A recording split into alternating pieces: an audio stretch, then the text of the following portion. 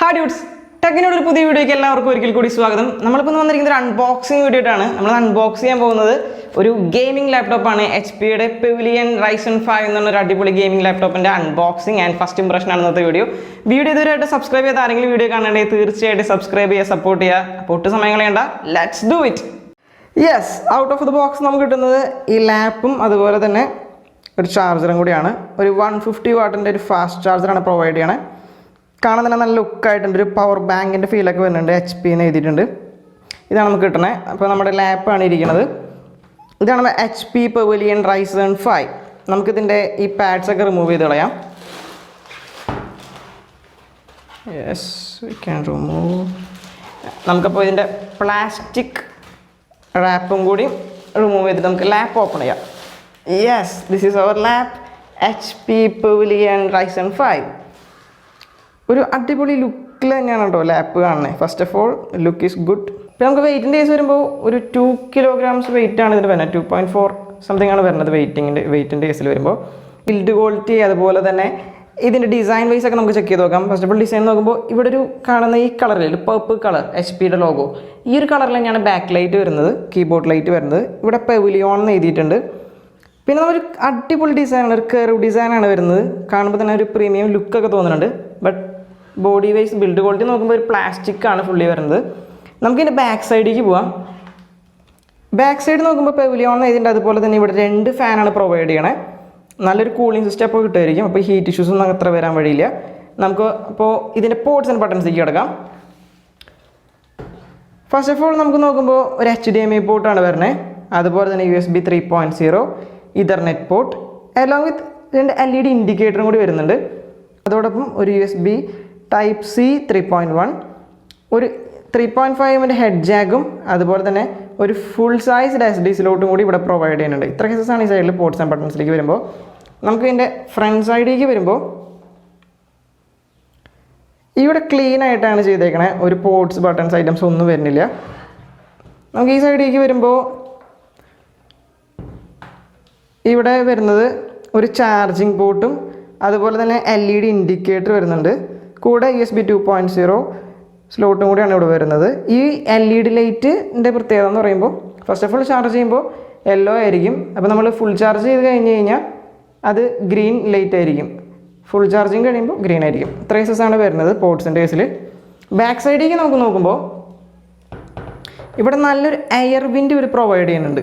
നമുക്ക് ഓപ്പൺ ചെയ്യുമ്പോൾ കറക്റ്റായിട്ട് കാണാം ഇവിടെ എയർ വിൻഡ് നല്ലോണം പ്രൊവൈഡ് ചെയ്യുന്നുണ്ട്. ഇത്ര കേസസാണ് പോർട്സ് ബട്ടൺസ് ഐറ്റംസിലൊക്കെ വരുന്നത്. നമുക്ക് ഒട്ടു സമയങ്ങളിൽ നമുക്കപ്പോൾ ലാപ്പ് ഓപ്പൺ ചെയ്യാം. നമുക്ക് ലാപ്പ് ഓപ്പൺ ചെയ്യാം. Yes, this is our lap HP Pavilion Ryzen 5.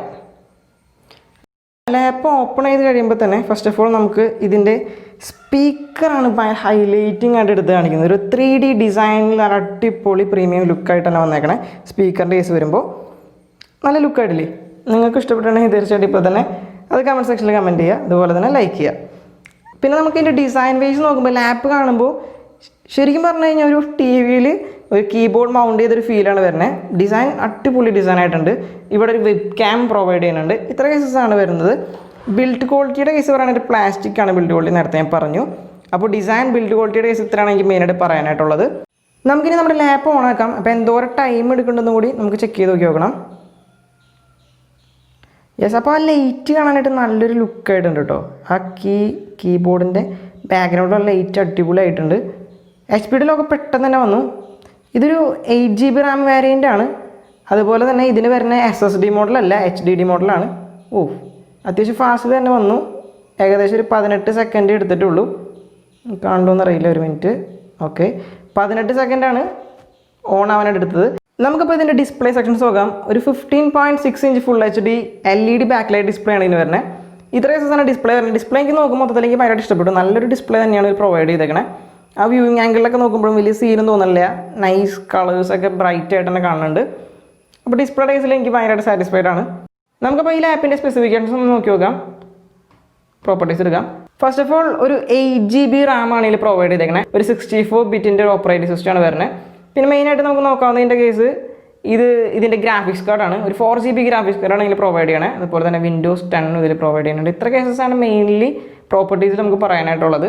അപ്പോൾ മൊത്തത്തിൽ എനിക്ക് ഈ ലാപ്പ് അത്യാവശ്യം നല്ലോണം ഇഷ്ടപ്പെട്ടു. ഒരു ഗെയിമിംഗ് സെഗ്മെൻറ്റിൽ ഒരു ബെസ്റ്റ് എന്ന് പറയാൻ പറ്റുന്നില്ലെങ്കിലും സ്റ്റാർട്ടിങ്ങിൽ വലിയ കുഴപ്പമില്ലായിട്ട് തോന്നി.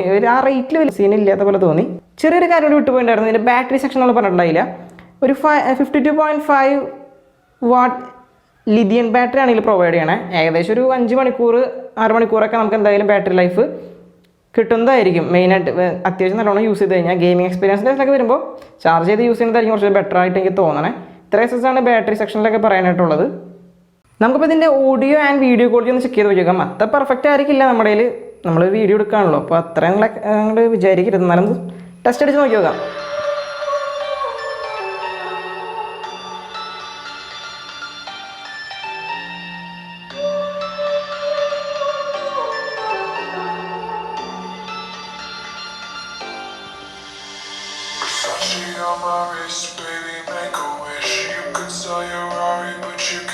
നമുക്കിപ്പോൾ ഇതിൻ്റെ വീഡിയോ എക്സ്പീരിയൻസ് ഒന്ന് നോക്കി നോക്കാം.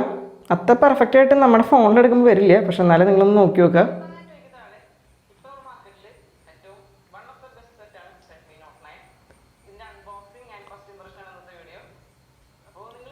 ക്യാമറയിൽ കാണുന്നതിനേക്കാളും കുറച്ചുകൂടി ക്വാളിറ്റിയും ഒരു ക്ലാരിറ്റിയൊക്കെ നമുക്ക് നേരിട്ട് കാണുമ്പോൾ നല്ലോണം ഫീൽ ചെയ്യുന്നുണ്ട്.